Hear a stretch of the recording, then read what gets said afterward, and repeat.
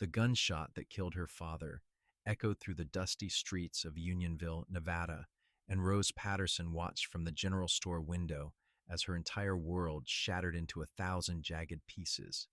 It was August 1876, and the summer heat bore down on the small mining town with relentless fury. Rose pressed her hand against the glass, her breath catching in her throat as she saw her father's body crumple to the ground outside the assayer's office. She was 22 years old, and in that single moment, everything she thought she knew about her life dissolved like morning mist under the scorching sun. Her younger sister Clara stood beside her, and Rose felt Clara's fingers grip her arm. "Rose, we need to go. We need to help him." But even as they rushed outside, Rose knew it was too late. Her father, Thomas Patterson, lay motionless in the dirt, blood pooling beneath him.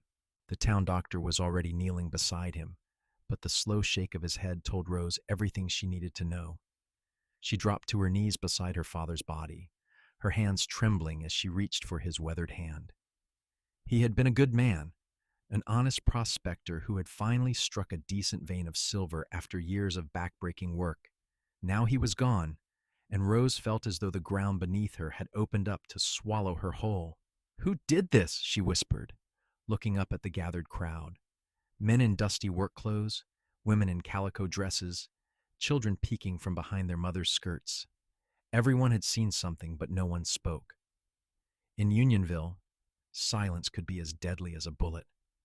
Clara knelt beside her, tears streaming down her 19-year-old face. "Papa," she sobbed, burying her face against Rose's shoulder.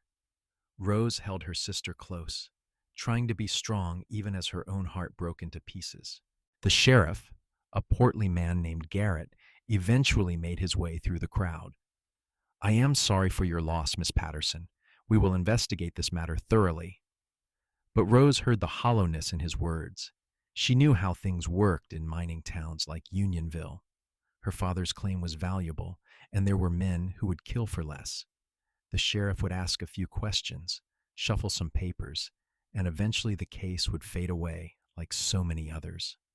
The funeral was held 2 days later, a simple affair at the dusty cemetery on the edge of town. Rose and Clara stood side by side as their father was lowered into the ground, the hot wind whipping their black mourning dresses around their legs. They had no other family, no mother who had died giving birth to Clara, no aunts or uncles or cousins to lean on. They had only each other, and Rose vowed silently that she would protect her sister no matter what came. In the weeks that followed, Rose tried to make sense of their father's affairs. The silver claim was registered in his name, and according to the deed she found in his papers, it would pass to his daughters upon his death. But when Rose went to the assayer's office to confirm the transfer, she was met with cold stares and dismissive words. "The claim is under dispute," the assayer told her, not meeting her eyes.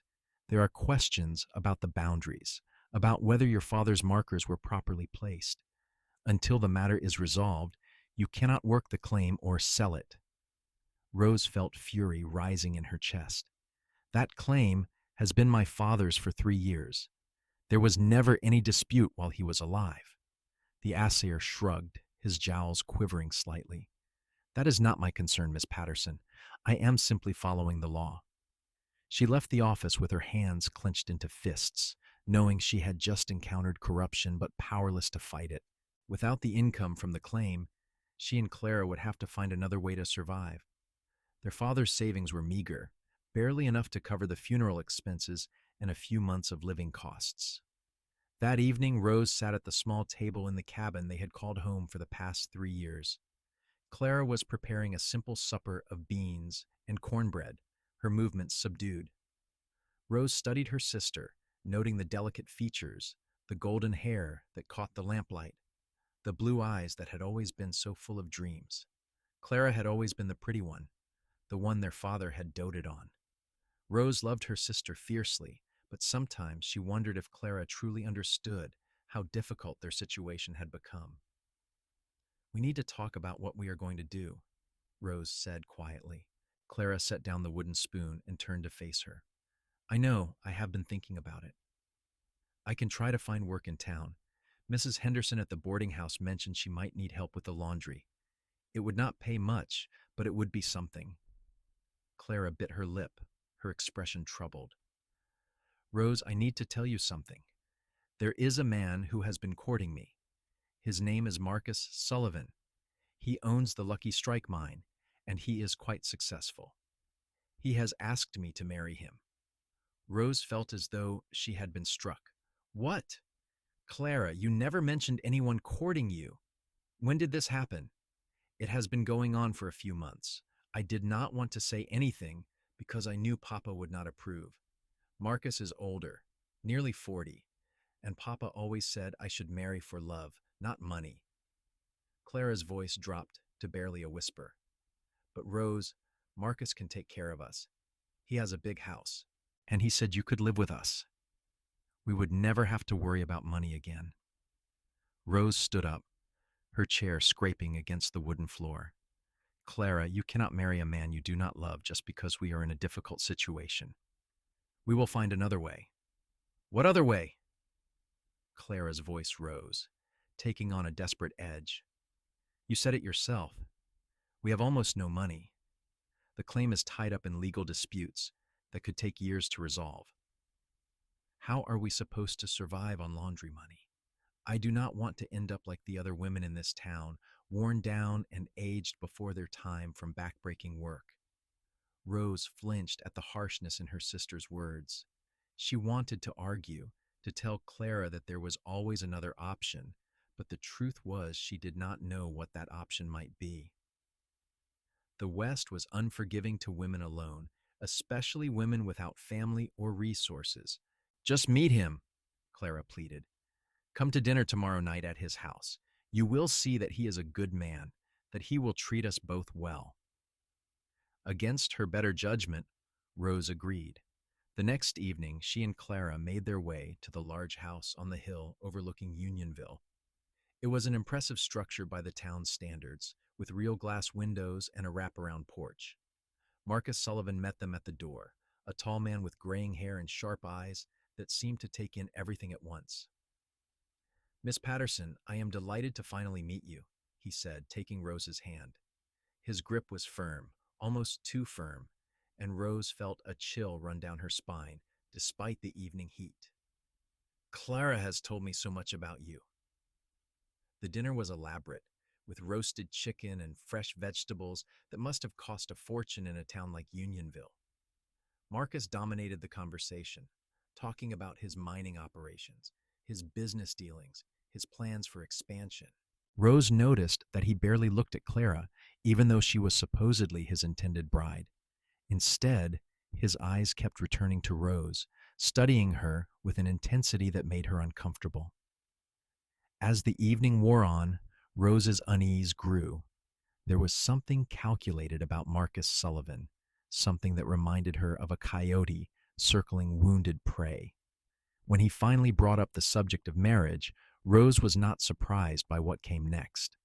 I understand your father's claim is caught up in legal difficulties, Marcus said, leaning back in his chair. It so happens that I have some influence with the territorial courts. I could help expedite the matter, ensure that you and Clara receive what is rightfully yours. In exchange for what?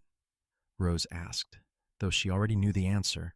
Marcus smiled, but it did not reach his eyes. In exchange for Clara's hand in marriage, of course. And perhaps your cooperation in combining your father's claim with my operations. Together, we could be quite prosperous. Rose set down her fork carefully. Mr. Sullivan, I appreciate your offer, but I do not believe this is the right arrangement for my sister. Clara is young, and she deserves the chance to marry someone she loves. The temperature in the room seemed to drop despite the warm evening. Marcus's smile faded, and his eyes hardened. That is unfortunate, Miss Patterson. You see, I have already invested considerable effort into this arrangement. I was the one who suggested to the assayer that your father's claim boundaries might be in question. I was also the one who made certain that your father's murder would remain unsolved. Rose felt as though all the air had been sucked from her lungs. What did you just say? I did not pull the trigger myself, of course, but I arranged for it to happen. Your father was stubborn, unwilling to sell his claim at any price. It became necessary to remove him from the equation. Marcus's voice was calm, almost conversational. Now I am offering you and Clara a way out of your difficulties. I suggest you take it. Rose stood up so quickly her chair fell backward with a crash. You murdered our father. I solved a business problem, Marcus corrected. And if you know what is good for you and your sister, Ian, you will accept my proposal and keep your mouth shut. Who do you think the sheriff will believe? A respected businessman or a desperate young woman making wild accusations? Rose looked at Clara, expecting to see horror and rage on her sister's face. Instead, Clara was staring down at her plate, her hands twisted in her lap. And in that moment, Rose understood something that made her feel as though the floor had opened beneath her feet. You knew, Rose whispered. Clara, you knew what he did. Clara looked up and there were tears in her eyes, but also something else, something hard and calculating that Rose had never seen before. Rose, please try to understand. We needed a way out. Marcus promised he would take care of us. Papa would never have sold the claim, and we would have been stuck in this terrible town forever. I did not want to live like this anymore. Rose felt betrayal wash over her like a physical blow. Her sister, the person she had loved and protected her entire life, had helped orchestrate their father's murder. She backed toward the door, her mind reeling. If you leave now, you will have nothing, Marcus said coldly. No money, no claim, no prospects. You will end up dead in a ditch or worse. Stay, cooperate, and I will make sure you are provided for. Rose turned and ran. She burst out of the house and into the night, not caring where she went, only knowing she had to get away. Behind her, she could hear Clara calling her name, but she did not stop. She ran through the dark streets of Unionville, past the saloons and the general store and the assayer's office, ran until her lungs burned and her legs trembled with exhaustion. She finally collapsed on the edge of town, near the corrals where the ranch horses were kept. She sank to the ground and let the tears come, great racking sobs that shook her entire body. Her father was dead, murdered by a man her sister had brought into their lives. Clara had betrayed her, betrayed everything their family had stood for. And Rose was alone, truly alone, in a world that had no place for women without protection or resources. She did not know how long she sat there in the darkness. Eventually, she became aware of footsteps approaching, the soft crunch of boots on dirt. She looked up to see a tall figure silhouetted against the star-filled sky. You all right, miss? The voice was deep, with a slight drawl that spoke of Texas or perhaps Oklahoma. Rose wiped at her eyes, trying to compose herself. I am fine. Please, just leave me alone. The man crouched down, and in the moonlight Rose could make out his features. He was young, perhaps 26 or 27, with dark hair that curled slightly at the collar and eyes that held a surprising gentleness. He wore the typical garb of a ranch hand, dusty denim trousers and a worn cotton shirt with a battered hat pushed back on his head. Name is Jake Anderson, he said. I work at the Double J Ranch about 10 miles north of town. I was just settling my horse for the night when I heard someone crying. Seemed like maybe someone who could use a friend. I do not need a friend, Rose said, but even as she spoke the words, she knew they were not true. She needed a friend desperately, needed someone she could trust in a world that had suddenly become hostile and dangerous. Jake studied her for a long moment, then slowly sat down on the ground, a respectful distance away. Mind if I sit here anyway? It is a nice night, and I am in no hurry to get back to the bunkhouse. Despite everything, Rose felt a small smile tug at her lips. There was something about this stranger's easy manner that put her at ease. Suit yourself. They sat in silence for a while, and Rose found herself stealing glances at the cowboy beside her. He had a strong profile, with a straight nose and a firm jawline shadowed with stubble. His hands, resting on his knees, were calloused and scarred from hard work. He was, she realized, quite handsome in a rugged sort of way. "You want to talk about what has you so upset?" Jake asked eventually. And to her surprise, Rose found that she did. The words came tumbling out, the whole terrible story of her father's murder, the stolen claim, Marcus Sullivan's confession, and Clara's unthinkable betrayal. Jake listened without interrupting, his expression growing darker as the tale unfolded. When she finished, he let out a long breath. "That is about the worst thing I have heard in a long time, and I have heard some pretty terrible things in my years out here." "I do not know what to do," Rose admitted. "Marcus was right about one thing. I have nothing. No money, no family, no way to prove what he did. If I go to the sheriff, it will be my word against his, and Clara will back up whatever story he tells." Jake was quiet for a moment. Then he turned to look at her directly. "What if you did not stay in Unionville? What if you started over somewhere else?" "How? I have no money for travel, and even if I did, where would I go? I have no skills beyond keeping house and helping my father with the mining operations." The Double J is always looking for help in the ranch house. The owner's wife, Mrs. Jenny Anderson, my aunt actually, is getting on in years and could use someone to help with the cooking and cleaning. It does not pay much, but room and board are included. You would be safe there, away from Sullivan and your sister. Rose looked at him, searching his face for any sign of deception. But Jake's eyes were steady and honest, and she found herself wanting to trust him. "Why would you help me? You do not even know me." Jake's expression softened. "My mother was in a bad situation once, years ago. A good man helped her when she needed it most, gave her a chance to start over. That good man was my father, and he taught me that when you see someone in trouble, you help them if you can. It is as simple as that." Something in Rose's chest loosened, a tight knot of fear and despair beginning to unravel. "I do not know what to say." "Say yes. Pack what you can carry, and meet me here at first light tomorrow. I will take you to the ranch. Mrs. Anderson is a fair woman, and I know she will give you a chance." Rose found herself nodding, hope flickering to life for the first time since her father's death. "All right. Yes, thank you, Jake." He stood up and offered her his hand to help her to her feet. His grip was warm and strong, and Rose felt a strange tingle run up her arm at the contact. "Get some rest tonight, Rose. Tomorrow things will start to look better." She made her way back to the cabin, moving quietly through the dark streets. When she slipped inside, she found Clara sitting at the table, her face blotchy from crying. "Rose, thank God," Clara said, jumping up. "I was so worried. Please, we need to talk about this." "There is nothing to talk about," Rose said coldly.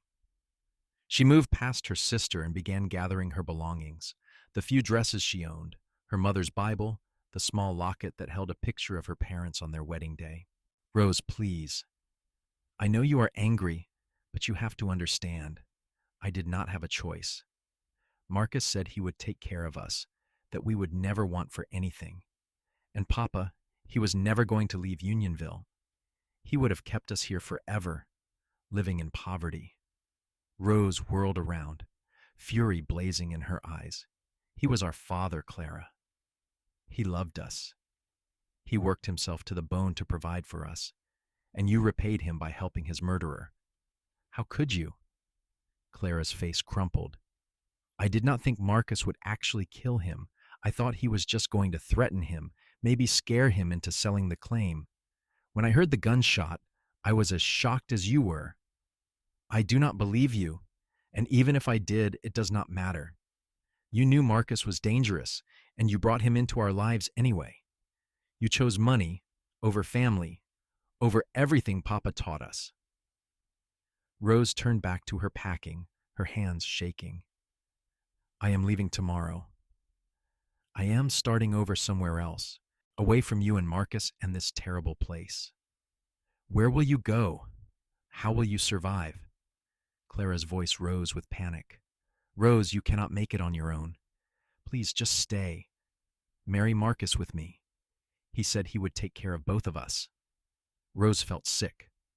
Marry him with you? What are you talking about? Clara wiped at her eyes. He wants both of us, Rose. He said it is not uncommon for successful men to have more than one wife, especially out here where women are scarce. We could both be his wives, and we would live in comfort and security. For a moment, Rose could only stare at her sister, unable to comprehend how far Clara had fallen. You have lost your mind. I would rather die than marry that monster. Then you are a fool, Clara said, her voice suddenly hard.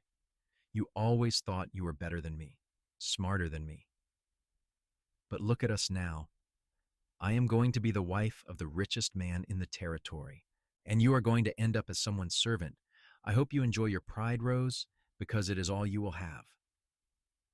Rose finished packing in silence and placed her small bundle of belongings by the door.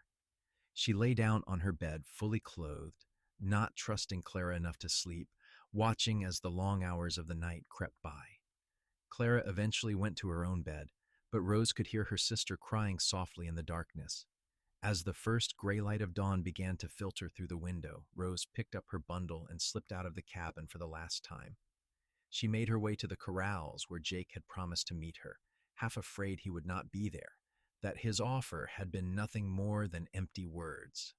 But Jake was waiting, sitting astride a sturdy bay horse and holding the reins of a gentle-looking mare. He smiled when he saw her, and Rose felt a rush of gratitude so intense it brought tears to her eyes. Ready to start over? He asked. More than ready, Rose replied. He helped her mount the mare, his hands steady and respectful. Then they rode out of Unionville as the sun rose over the mountains, painting the desert landscape in shades of gold and pink. Rose did not look back.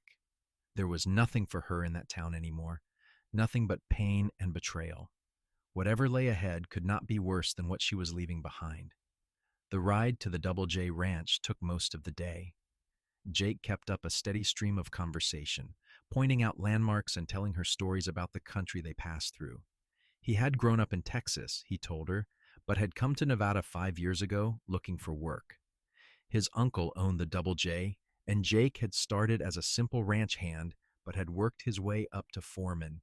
Uncle James trusts me to handle most of the operations now, Jake explained as they rode through a canyon where the rock walls rose high on either side. He and Aunt Jenny are good people. They have built the ranch up from nothing, and they treat their workers fair. You will like them. As they talked, Rose found herself relaxing for the first time in weeks. There was something calming about Jake's presence, a sense of steadiness and strength that made her feel safe. She studied him as he rode, noting the easy way he sat in the saddle, the confidence in his movements. He was clearly a man who knew his place in the world and was comfortable with it. Can I ask you something? Rose said as they stopped to water the horses at a small stream. Of course. Why did you really help me last night? There has to be more to it than just following your father's example. Jake was quiet for a moment, his hand absently stroking his horse's neck.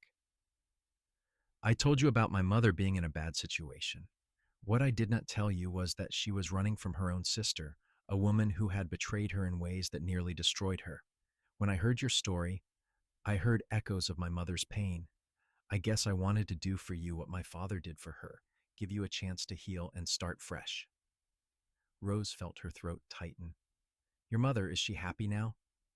Jake's face broke into a genuine smile. Very happy. She and my father run a small horse ranch in Texas. They have been married for 30 years, and they still hold hands like newlyweds. It gives a man hope, you know, seeing that kind of love is possible. It does, Rose agreed softly. They reached the Double J Ranch as the sun was beginning to sink toward the horizon. The ranch was larger than Rose had expected, with a spacious main house, several outbuildings, and extensive corrals filled with cattle and horses. Jake led her to the main house and helped her dismount, his hands lingering on her waist just a moment longer than necessary. The front door opened and a woman stepped out onto the porch. She was in her early 50s with silver-streaked brown hair and kind eyes that crinkled at the corners. Jake, you are back, and you have brought a guest. Aunt Jenny, this is Rose Patterson. Rose, this is my aunt, Mrs. Jenny Anderson. Rose stepped forward, suddenly nervous. Mrs. Anderson, Jake told me you might have work available. I am a hard worker and I promise I would earn my keep. Jenny studied her for a long moment, and Rose had the uncomfortable feeling that the older woman could see straight through to her soul. But when Jenny spoke, her voice was warm. Any friend of Jake's is welcome here. Come inside, dear. You look exhausted. We can talk about work arrangements after you have had a chance to rest and eat. The interior of the ranch house was comfortable and welcoming, with simple furnishings and colorful woven rugs on the wooden floors. Jenny led Rose to a small but clean bedroom and told her to settle in while she prepared supper. Left alone, Rose sat on the edge of the bed and let out a long breath. She had made it. She was safe, at least for now. Over the next weeks, Rose settled into life at the Double J Ranch. Jenny did indeed need help, and Rose threw herself into the work with determination. She cooked meals for the ranch hands, cleaned the main house, helped with the laundry and the vegetable garden. The work was hard, but it was honest, and Rose found a measure of peace in the simple rhythms of ranch life. Jake was a constant presence, and Rose found herself increasingly drawn to him. He would stop by the kitchen in the mornings for coffee before heading out to work, and they would talk about everything and nothing.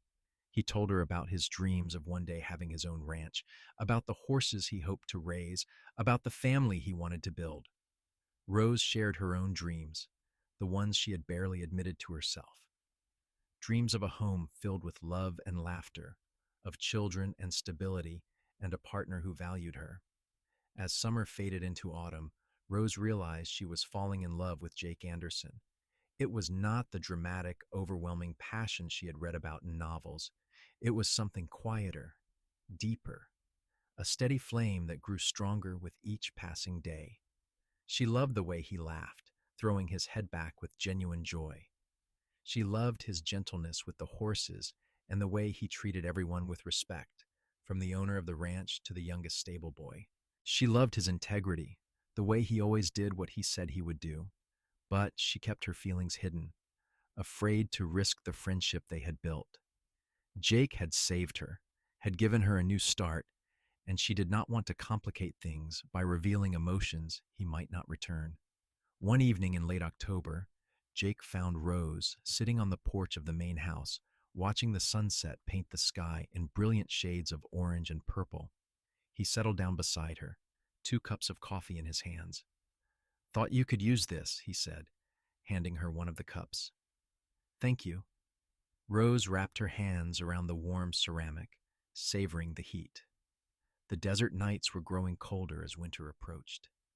They sat in companionable silence for a while, watching as the last light faded from the sky and the stars began to appear. Finally, Jake spoke.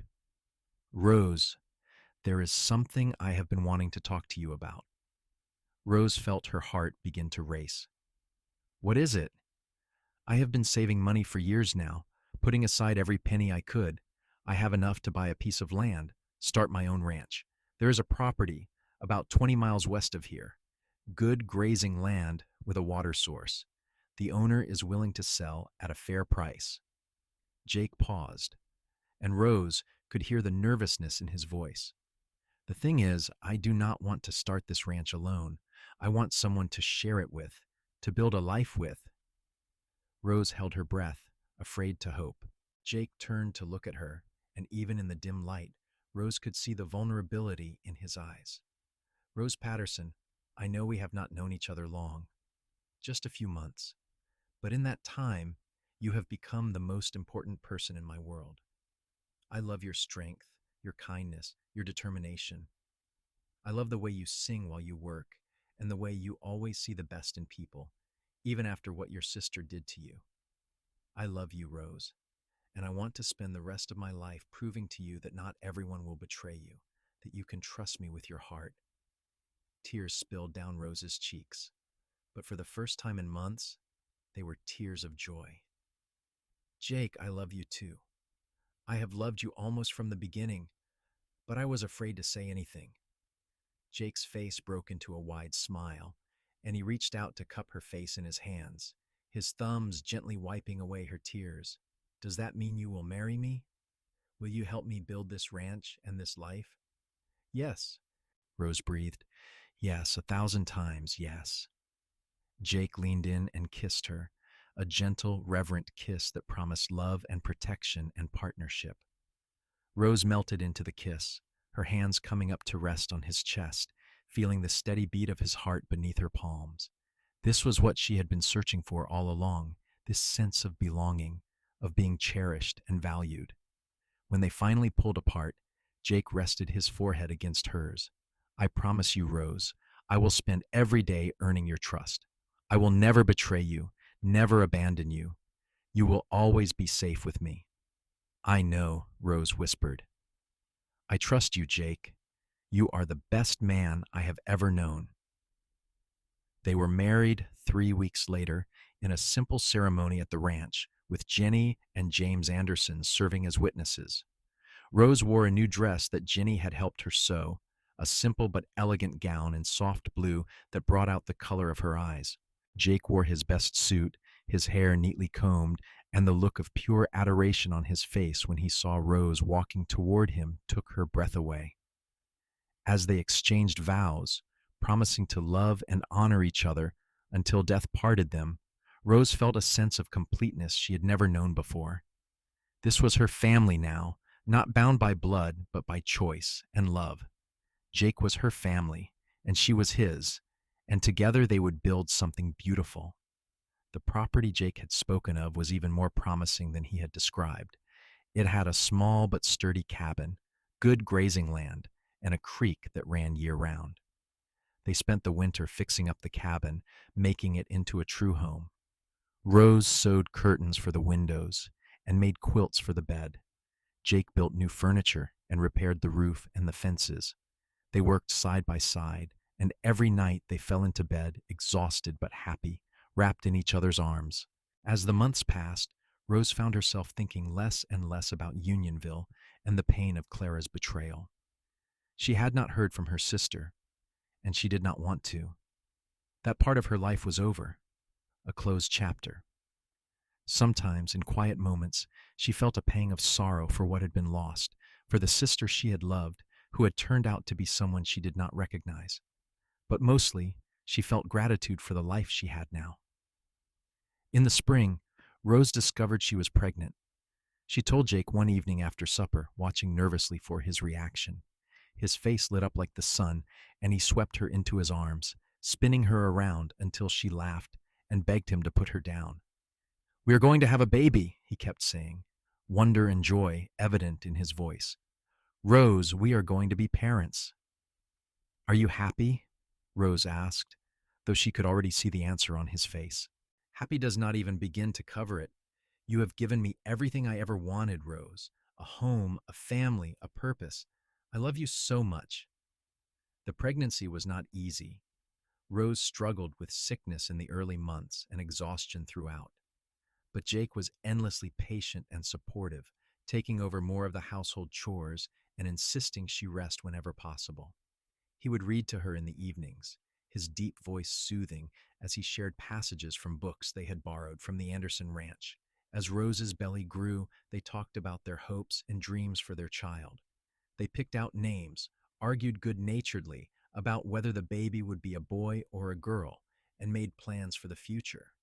Jake wanted to expand their herd, maybe start raising horses as well as cattle. Rose wanted to plant a larger garden, maybe get some chickens and a milk cow. They dreamed together, building castles in the air that they were determined to make real through hard work and dedication. One hot afternoon in August, almost exactly a year after Rose had fled Unionville, Jake rode into town for supplies. Rose stayed home, resting in the shade of the porch and enjoying the slight breeze that offered relief from the heat. She was 8 months pregnant now, her belly enormous, and even the simplest tasks left her breathless. She was dozing lightly when the sound of an approaching horse roused her. Assuming it was Jake returning early, She smiled and opened her eyes. But the figure riding toward the cabin was not her husband. It was a woman in a dusty traveling dress, her blonde hair limp under a bonnet. Rose felt her blood run cold as Clara dismounted and approached the porch. Her sister looked different, thinner and older than Rose remembered. There were dark circles under her eyes, and her dress, though expensive, hung loosely on her frame. "Hello, Rose," Clara said quietly. Rose stood up, one hand protectively on her belly. "What are you doing here, Clara? How did you even find me? It was not easy. I have been searching for you for months. I finally heard from someone in Unionville that you might be living out this way with a ranch hand named Jake Anderson." Clara's voice was shaky, and Rose could see that her hands were trembling. "Rose, I need your help." "You need my help? After what you did?" Rose felt anger rising in her chest, hot and fierce. "You helped murder our father, Clara. You tried to force me into marrying his killer. You chose Marcus Sullivan over your own sister. And now you come here asking for help?" Clara's face crumpled, and she sank down onto the porch steps.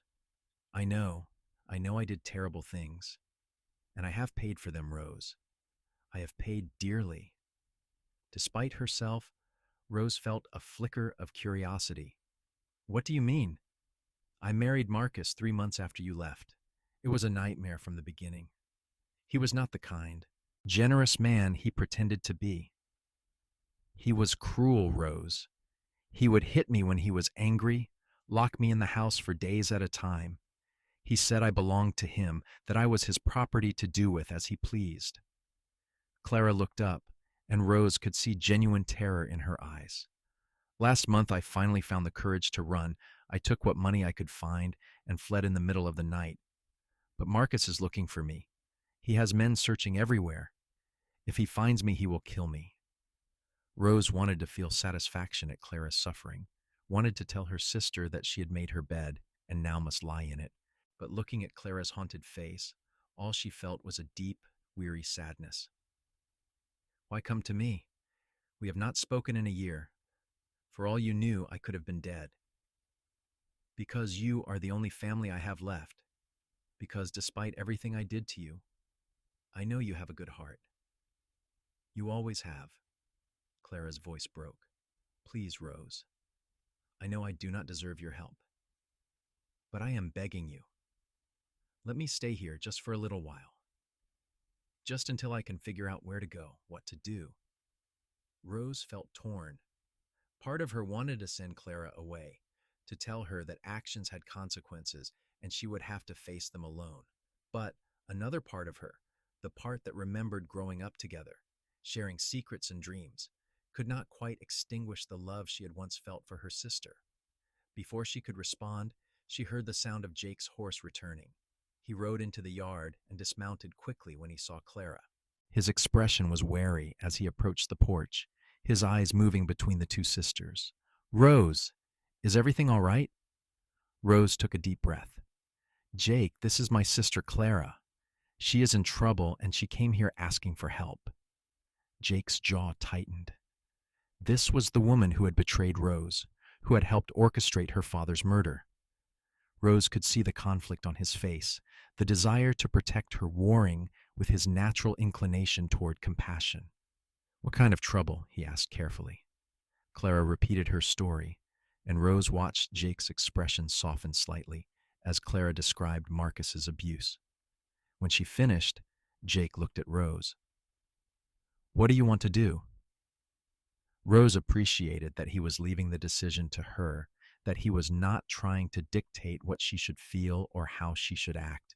It was one of the many things she loved about him, his respect for her autonomy.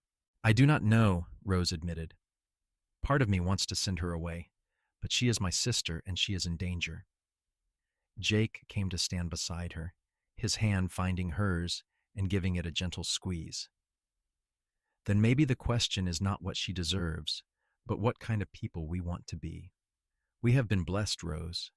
We have this beautiful life together, a baby on the way. Maybe we have enough happiness to share some with someone who needs it, even if that person hurt us in the past.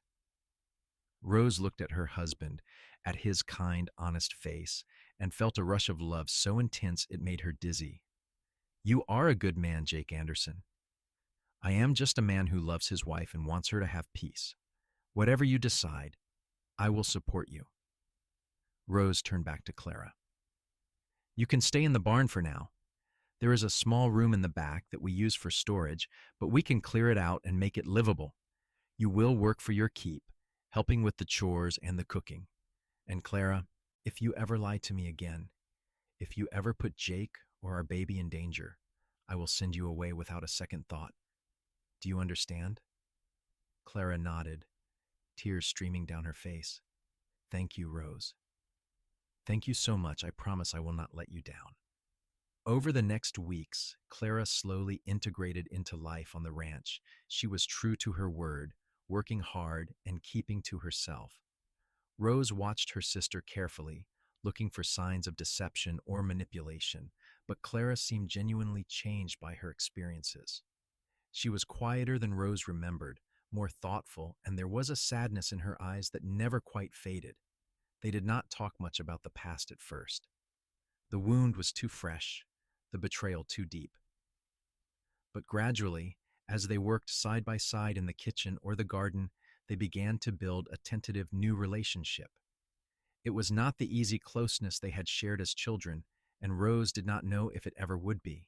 But it was something, a fragile bridge across the chasm that Clara's choices had created.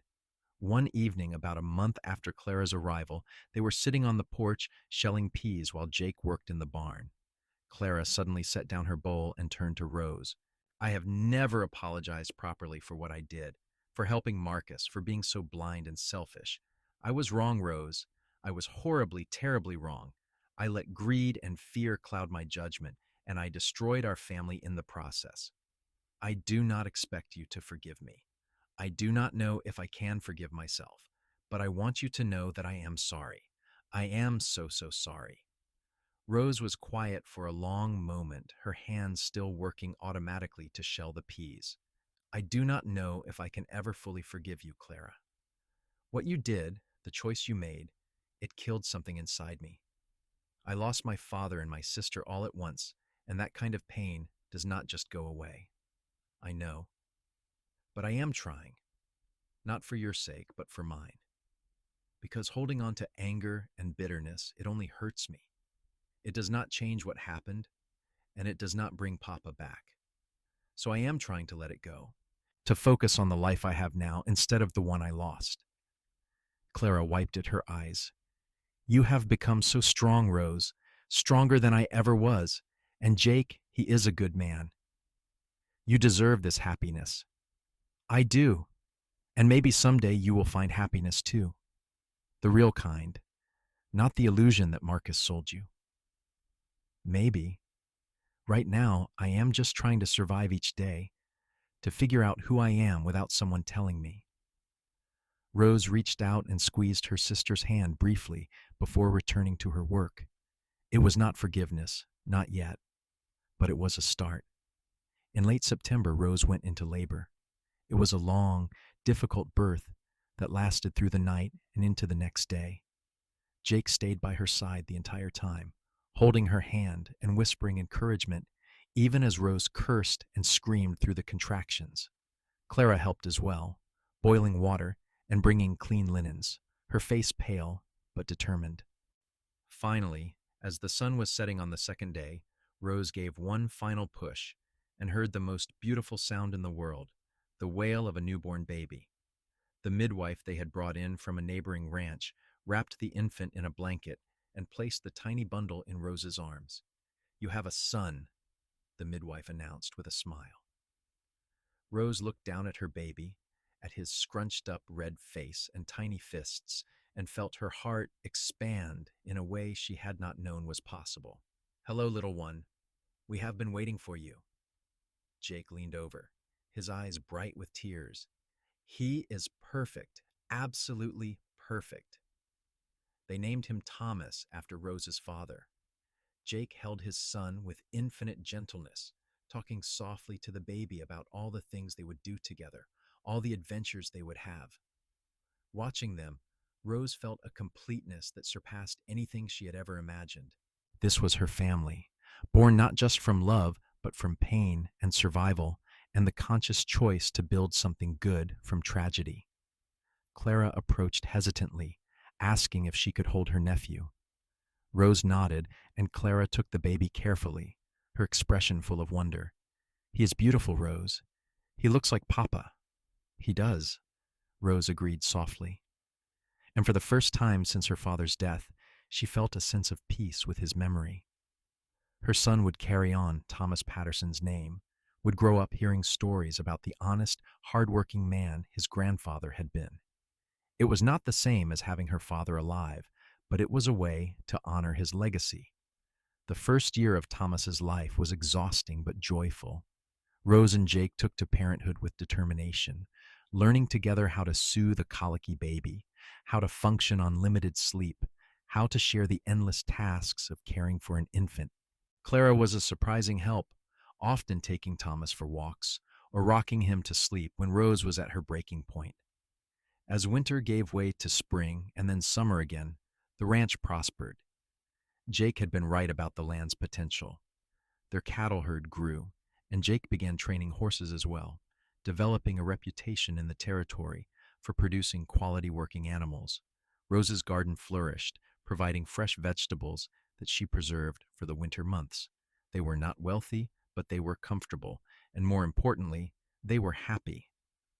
On a warm evening in July, 2 years after Rose had fled Unionville, Jake came home with news.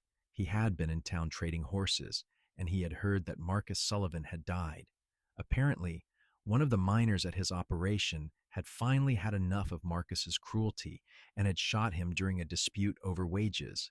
The killer had been arrested, but there was talk that he would likely be acquitted given Marcus's reputation.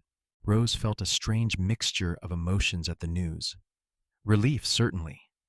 With Marcus dead, Clara was no longer in danger, but also a hollow kind of justice. Her father's killer was dead, but it did not bring her father back. It did not undo the pain of the past 2 years. She went to find Clara, who was helping with the evening chores in the barn. "Clara, I have news. Marcus is dead." Clara's hand flew to her mouth, and she sank down onto a bale of hay. "How?" Rose told her what Jake had learned. When she finished, Clara was crying, but there was a look of profound relief on her face. "I should feel sad, I suppose. He was my husband, at least legally, but all I feel is free. For the first time since I made that terrible deal with him, I feel free." "What will you do now?" Rose asked. "You are welcome to stay here as long as you want, but if you want to start fresh somewhere else, I would understand." Clara looked at her sister, gratitude shining in her eyes. "If you do not mind, I would like to stay, at least for a while. I know I do not deserve the chance you have given me, but I want to be part of Thomas's life. I want to be the aunt he can count on, the family member who will never let him down. I want to earn back your trust, even if it takes the rest of my life." Rose thought about it carefully. 2 years ago, she would have sent Clara away without hesitation. But time and Jake's love had healed something in her, had given her the strength to be generous even when it was difficult. "You can stay. But Clara, this has to be the last secret between us. If you are going to be part of this family, part of Thomas's life, then we need honesty. Always. I promise. No more secrets, no more lies. I am done being that person." Over the next years, Clara proved true to her word. She became a devoted aunt to Thomas and later to his younger siblings. Rose and Jake went on to have 3 more children, 2 daughters and another son. Each birth brought new joy and new challenges, and through it all, they faced life as partners. Clara eventually met a widower named Samuel, a quiet man who owned a small farm about 5 miles from the Anderson ranch. He had lost his wife to fever 2 years earlier and was raising his young daughter alone. Clara and Samuel courted slowly, carefully, both of them cautious after their previous disastrous relationships. When they finally married, 3 years after Marcus's death, Rose stood beside her sister as a witness, and she was genuinely happy for Clara's second chance at love. As the years passed, the Anderson Ranch became a gathering place for family and friends. Jake's parents came to visit from Texas, and Rose loved hearing stories about Jake's childhood, seeing where he got his kindness and his integrity. The Andersons from the Double J were frequent visitors, and Thomas grew up calling Jenny and James great aunt and uncle, even though they were not related by blood. Sometimes, on quiet evenings when the children were asleep and she and Jake sat on the porch watching the stars, Rose would think about how far she had come from that terrible night in Unionville when her world had collapsed. She had lost so much that her father, the sister she thought she knew, her innocence about the world and its cruelties, but she had also gained more than she ever imagined possible. She had Jake, who loved her with a devotion that never wavered. She had her children, each one precious and unique. She had a home that was filled with laughter and love, and she had learned that family was not just about blood. It was about the people who stood by you when everything fell apart, who helped you rebuild when you thought you had nothing left. "What are you thinking about?" Jake asked one night, reaching over to take her hand. "I am thinking about how lucky I am, how blessed we are." Jake raised her hand to his lips and kissed it gently. "I am the lucky one, Rose. You took a broken situation and turned it into something beautiful. You gave me the family I always dreamed of." "We built it together," Rose corrected, "and we will keep building it together for the rest of our lives." As they sat there in the gathering darkness, surrounded by the sounds of the desert night, Rose felt a profound sense of contentment. The path that had led her here had been painful and difficult, marked by betrayal and loss. But it had also been a journey of healing and growth, of learning to trust again and to love without reservation. She thought about her father sometimes, about the lessons he had taught her about integrity and hard work and treating people with respect. She hoped he would be proud of the life she had built, of the way she had honored his memory by passing his values on to her children. And she thought about Clara, about the long, difficult road her sister had traveled to find redemption. Their relationship would never be exactly what it had been before Marcus Sullivan entered their lives. Some wounds left scars that never fully faded. But they had found a way to build something new, a relationship based on honesty and earned trust rather than the blind faith of childhood. Thomas came running out onto the porch, interrupting her thoughts. He was 8 years old now, tall for his age, and already showing signs of inheriting his father's ranching skills. "Mama, Papa, can you come see? The new foal is standing already, and Aunt Clara says she is the prettiest one we have ever had." Jake laughed and stood up, offering Rose his hand. "I suppose we should go admire this miracle foal before Thomas bursts with excitement." They walked hand in hand to the barn, their son racing ahead of them, and Rose felt her heart swell with happiness. This was her life now, filled with small, beautiful moments that added up to something extraordinary. She had been betrayed by the sister she trusted, had lost everything she thought mattered. But from that devastation, she had found something infinitely more valuable. She had found Jake, the cowboy who became the family she deserved. And together, they had built a life worth living. The years continued to pass in a rhythm of seasons and celebrations. Thomas grew into a strong, capable young man who shared his father's gift with horses and his mother's quiet strength. The daughters, Emma and Grace, were spirited and intelligent, keeping the household lively with their constant questions and adventures. The youngest, Daniel, was a cheerful child who seemed to find joy in everything. Rose often watched her children playing together and marveled at the bonds between them. She and Jake had been intentional about raising them to look out for each other, to understand that family was something you protected and cherished. The children adored their Aunt Clara and Uncle Samuel, and they loved visiting their cousins on the neighboring farm. One autumn afternoon, when Thomas was 15 and already helping Jake run much of the ranch operation, Rose was working in the garden when Clara came to visit. They had fallen into an easy companionship over the years, the kind that comes from shared history and hard-won understanding. "I was thinking about Papa today," Clara said quietly, as she helped Rose harvest the last of the squash. about how he used to sing while he worked in the mine. Do you remember? Rose smiled. I do. He had a terrible voice, but he sang anyway. He said it kept his spirits up even when the work was backbreaking. I wish I could tell him I am sorry. I wish I could explain that I finally understand what really matters. Clara's voice was thick with emotion. He tried to teach us, but I was too foolish to listen. Rose straightened up, brushing dirt from her hands. I think he knows, Clara. Wherever he is, I think he can see that you learned the lesson, even if it took longer than it should have. And I think he would be happy that we found our way back to each other.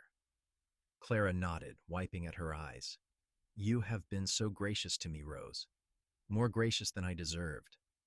I hope you know how grateful I am. I do know. And Clara, I want you to know that I have forgiven you. It took time, and there were days when I did not think I could. But holding on to that anger, it was like drinking poison and expecting you to die. I had to let it go, for my own sake and for the sake of my children. I wanted them to see that forgiveness is possible, that people can change. Clara hugged her sister tightly. Thank you. That means more to me than you could ever know. That evening, Rose told Jake about the conversation. They were getting ready for bed, a comfortable routine they had perfected over their years of marriage. Jake pulled her close, his arms wrapping around her waist. I am proud of you, he said softly. Forgiving Clara, that took real strength. Not everyone could do it. I had a good example, Rose replied, turning in his arms to face him. You taught me that holding on to bitterness only hurts yourself. You taught me that choosing kindness, even when it is hard, is always the right path. We taught each other, Jake said, kissing her forehead. That is what marriage is supposed to be, two people helping each other become better versions of themselves. As they lay in bed that night, Rose reflected on the truth of his words. Their marriage had been her salvation in so many ways. Jake had shown her that trust was possible, that not everyone would betray her, that love could be steady and reliable and true. And she hoped she had given him something valuable in return, a home filled with warmth and laughter, children who adored him, a partner who would stand by him through whatever challenges life brought. The ranch continued to prosper. Jake's reputation as a horse trainer spread throughout Nevada and into neighboring territories. Men came from as far as California to purchase his horses, and the income allowed them to expand their operations and improve their home. They added rooms to the cabin, turning it into a proper ranch house with space for their growing family. Rose started a small side business as well, selling preserves and baked goods to the general store in the nearest town. It gave her a sense of independence and accomplishment, and she loved the idea that she was contributing to the family's success in her own way. When Thomas turned 18, Jake deeded him a portion of the ranch land, enough for him to build his own house and start his own herd. It was a rite of passage, Jake's way of acknowledging that his son had become a man capable of managing his own affairs. Thomas was courting a young woman from a neighboring ranch, and Jake and Rose suspected an engagement announcement was not far off. We are getting old, Rose teased Jake one evening as they watched Thomas ride out to check on his cattle. Speak for yourself, woman. I am in my prime, Idile, Jake replied with a grin. But there was gray in his dark hair now, and lines around his eyes from years of squinting into the sun. We have done well, though, have we not? Built a good life, raised good children. Jake pulled her close. We have done better than well. We have created something that will last long after we are gone. This ranch, this family, the values we have instilled in our children. That is our legacy. Rose leaned her head against his shoulder, content. She was 40 years old now, and Jake was 44. They had been married for 18 years, and not one of those years had been wasted. There had been hard times, certainly, years when the drought was bad and the cattle struggled, years when sickness swept through the territory and they worried for their children's health. But they had faced every challenge together, and somehow that had made even the difficult times bearable. One spring morning, a rider arrived at the ranch with news that made Rose's blood run cold. The man was a lawyer from Unionville, and he had come to inform Rose that her father's old mining claim had finally been settled by the courts. After years of legal wrangling, the claim had been awarded to Thomas Patterson's heirs, meaning Rose and Clara. The claim is quite valuable now, the lawyer explained as they sat in the ranch house parlor. A new vein was discovered last year, and the mine is producing significant amounts of silver. As the rightful owners, you and your sister are entitled to all proceeds from the operation. Rose listened in stunned silence. The claim that had been the cause of so much pain, that had led to her father's death and her sister's betrayal, was finally theirs. It felt surreal, like justice arriving too late to matter. "What do you want to do?" Jake asked after the lawyer left. Rose thought carefully. "I want to split it with Clara," as the lawyer said, "and I want to use my portion to do something good. Papa died because of greed and cruelty. I want his claim to be a source of good in the world, not more pain." They discussed it with Clara and Samuel, and together they made plans. They used the money to establish a fund that would help widows and orphans in the Nevada territory, providing them with resources to start new lives. They donated to churches and schools, helping to build communities where families could thrive. And they set aside enough to ensure that their own children and grandchildren would have opportunities and security. Rose also insisted on tracking down the miner who had killed Marcus Sullivan. She learned that he had been acquitted, as the townspeople had testified to Marcus's cruelty and the impossible working conditions he had imposed. The man, whose name was Henry, had moved to California and was trying to start fresh. Rose sent him a portion of the money, along with a letter thanking him for freeing Clara from a terrible situation. It was an unconventional thing to do, and Jake had raised his eyebrows when she told him her plan. But he supported her decision, understanding that this was Rose's way of closing the final chapter on that dark period of her life. As the children grew and started families of their own, the ranch became a gathering place for multiple generations. Thomas married his sweetheart and built a house on his portion of the land. Emma married a blacksmith from town and moved to Reno, while Grace surprised everyone by becoming a teacher at the mission school and remaining unmarried by choice.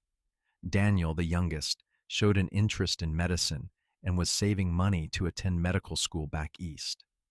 Rose and Jake became grandparents, a role they embraced with joy. There was something magical about watching their grandchildren grow, about seeing their own children navigate the challenges of parenthood. Rose loved hosting Sunday dinners where the whole family would gather, the house filled with conversation and laughter and the chaos of multiple generations under one roof. Clara and Samuel had built a good life too. Their farm was modest but successful, and Clara's stepdaughter had grown into a lovely young woman who now had children of her own. The two sisters had grown close again over the years, their relationship different from what it had been in their youth, but no less meaningful. They had learned to be honest with each other, to address problems directly, rather than letting resentments fester. One evening, when Rose was 52 and Jake was 56, they took a long ride out to the far reaches of their property, something they had not done in years. The ranch had grown substantially over the decades, encompassing thousands of acres of prime grazing land. They rode to a high point that overlooked the valley, where they could see the main ranch house, Thomas's house, the barns and corrals, the cattle grazing peacefully in the fields. "Do you ever think about what your life would have been like if you had stayed in Unionville?" Jake asked as they sat on their horses, surveying their domain. Rose considered the question. "Sometimes. If Clara had not betrayed me, if Papa had not been killed, maybe I would have married someone else, lived a different life. But I cannot imagine it, Jake. I cannot imagine being anyone other than who I am now, living any life other than this one. Even with all the pain you went through to get here, even with all the pain, because that pain shaped me, made me stronger, and it led me to you, to our children, to this beautiful life we have built. I would not trade that for anything." Jake reached over and took her hand. I love you, Rose Anderson. I have loved you since the day I found you crying by the corrals in Unionville. I will love you until the day I die, and beyond if such a thing is possible. I love you too, Jake. You saved me that night, but you did not just rescue me from a bad situation.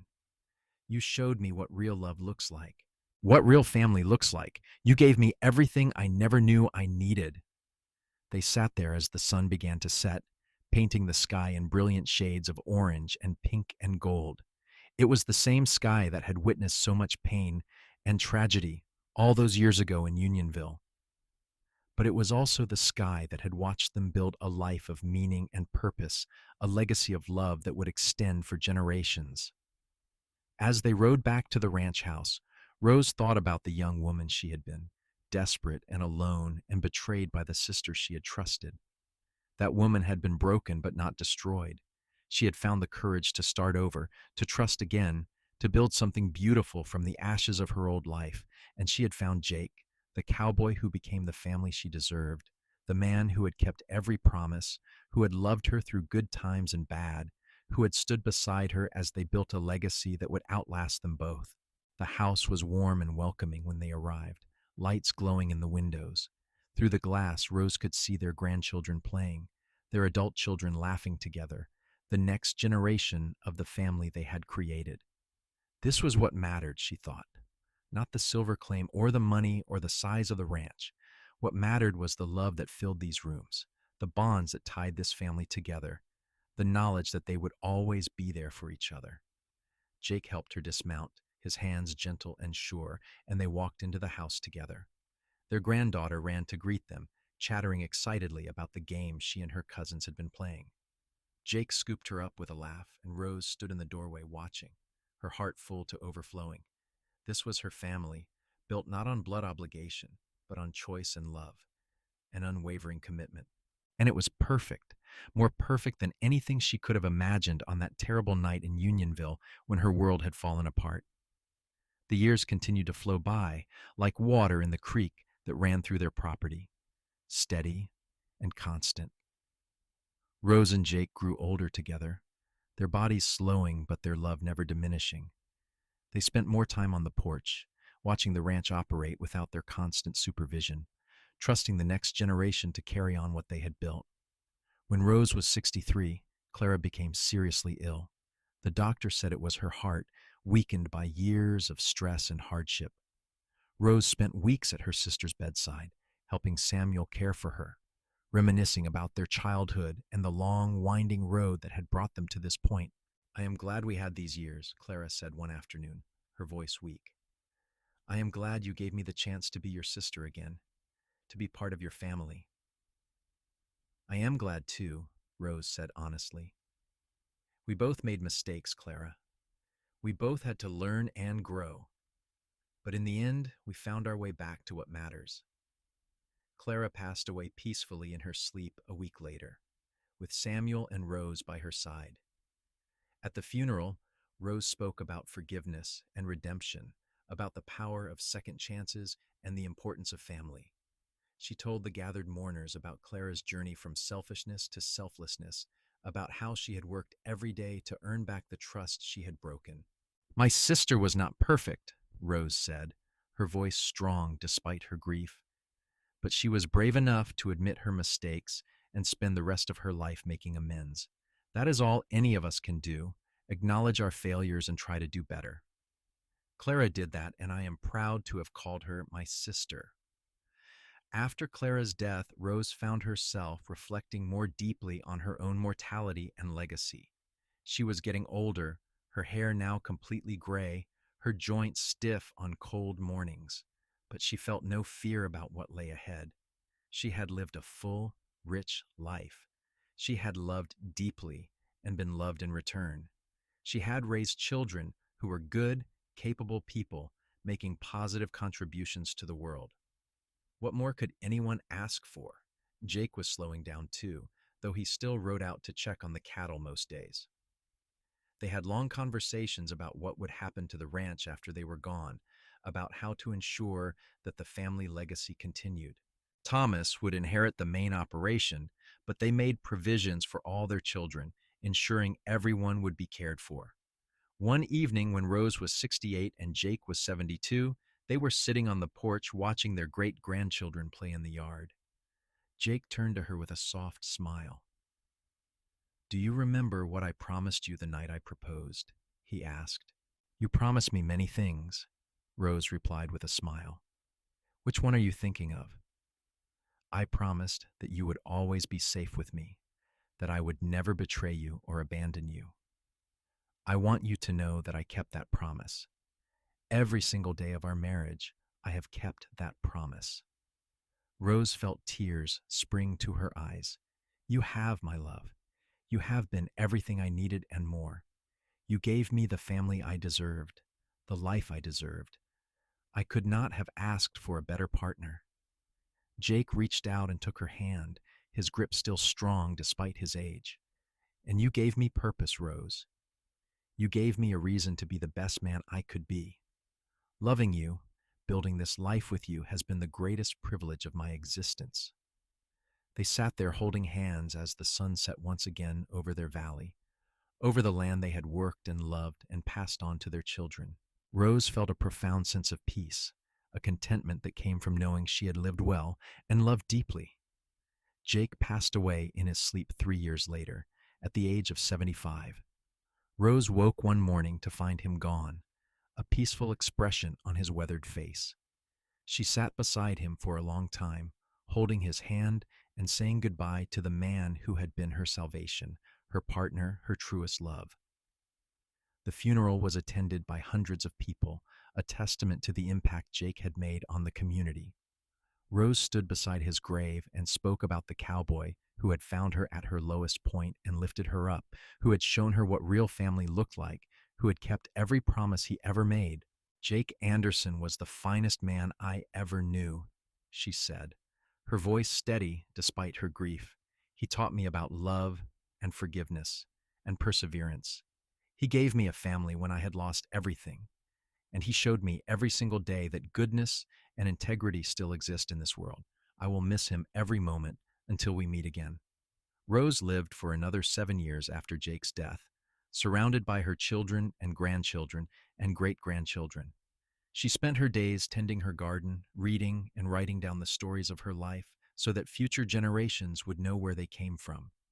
She wrote about her father's murder and Clara's betrayal, about meeting Jake and building the ranch, about forgiveness and redemption, and the power of love to heal even the deepest wounds.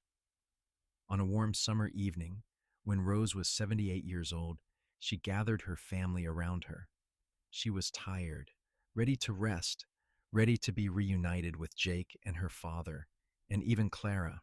But first, she wanted to leave them with final words of wisdom. "Remember that family is not just about blood," she told them, her voice soft but clear. "It is about choosing to stand by each other, to love each other even when it is difficult. Your grandfather, Jake, taught me that, and it is the most important lesson I can pass on to you. Choose love, choose forgiveness. Choose to be the family that others deserve, just as Jake was the family I deserved." She passed away peacefully that night, in the same bed she had shared with Jake for over 50 years. Her children buried her beside their father, and on her headstone they inscribed the words that summed up her remarkable life. Rose Patterson Anderson, beloved wife, mother, grandmother, and sister. She was betrayed, but she learned to trust again. She was broken, but she built something beautiful. She found the family she deserved. The ranch continued to thrive for generations, a testament to the foundation Rose and Jake had built. Their descendants carried on their values of hard work, integrity, and love. And whenever the family gathered, someone would inevitably tell the story of Rose and Jake, of how a cowboy had saved a heartbroken woman, and together they had created a legacy that would last forever. It was a story of betrayal overcome, of love triumphant, of family defined not by blood but by choice. It was the story of how Rose Patterson had lost everything and found something infinitely better. It was the story of how Jake Anderson had become the family she deserved, and how together they had built a life worth remembering. And in the end, that was all anyone could hope for. A life filled with love, a family built on trust, and a legacy that would inspire generations to come. Rose and Jake had achieved all of that and more, proving that even from the darkest betrayal, the most beautiful love story could bloom.